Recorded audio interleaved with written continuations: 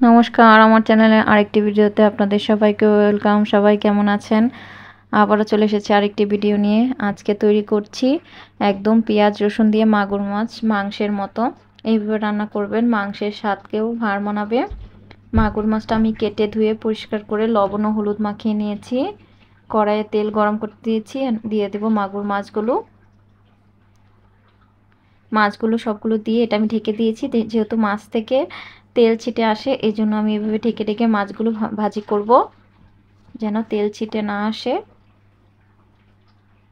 এই তো একটা সাইড হওয়ার পরে আমি উল্টে দিয়েছি, আর একটা সাইড হয়ে গেছে। মাছগুলো আমি ভেজে নামিয়েও নিয়েছি, একদম খুব সুন্দর করে ভেজে নিয়েছি। এদিকে এই কড়াইয়ে আমি আবার তেল দিয়ে দিলাম। তেলের মধ্যে দিয়ে দেব তেজপাতা ফোড়ন। তেজপাতাগুলো হালকা একটু ভেজে নেব। ভাজা হয়ে এলে তারপর এর মধ্যে দিয়ে দিতে হবে গরম মশলা। দিয়ে দিলাম গোটা গরম মশলা। এখন এগুলোকে একটু ভেজে নেব।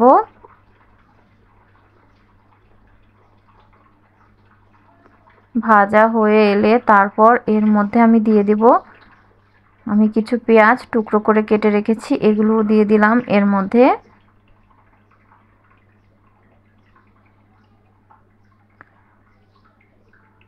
এর মধ্যে একটু সামান্য লবণ ও হলুদ দিয়ে দিয়েছি পেঁয়াজগুলোর মধ্যে ভাজার জন্য।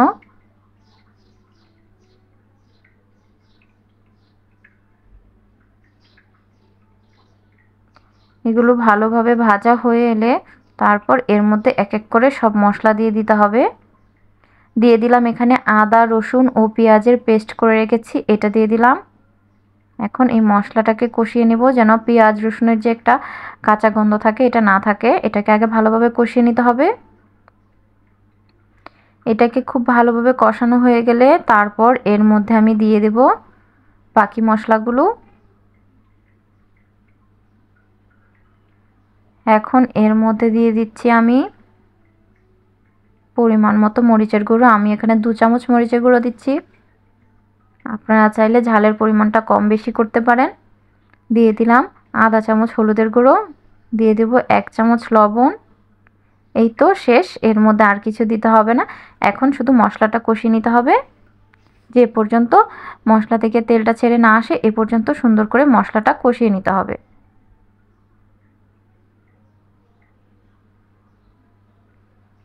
এই তো মশলাটা প্রায় কষানো হয়ে গেছে, এটাকে আমি আরেকটু কষিয়ে নেব।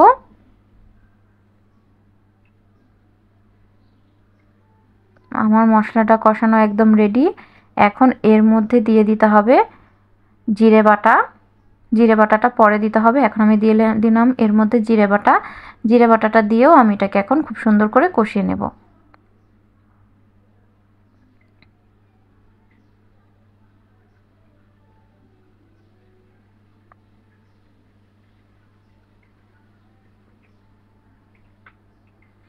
মশলাটা সুন্দর করে কষানো হয়ে গেলে দিয়ে দিচ্ছি এর মধ্যে ভেজে রাখা মাছগুলো দিয়ে মাছের গায়ে যেন সবগুলো মশলা ভালোভাবে লেগে যায়, এভাবে সুন্দর করে মিক্সড করে নিতে হবে।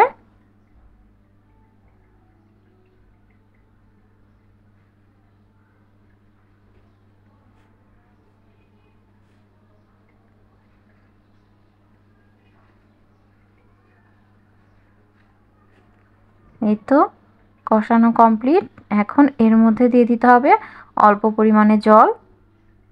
এর মধ্যে আমি খুব বেশি জল দেব না, যেহেতু এটা গা মাখা একটা তরকারি করব, তাই খুব বেশি জল দেব না।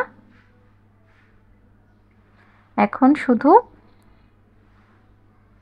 ঝোলটা ফুটে এলেই রান্নাটা একদম রেডি।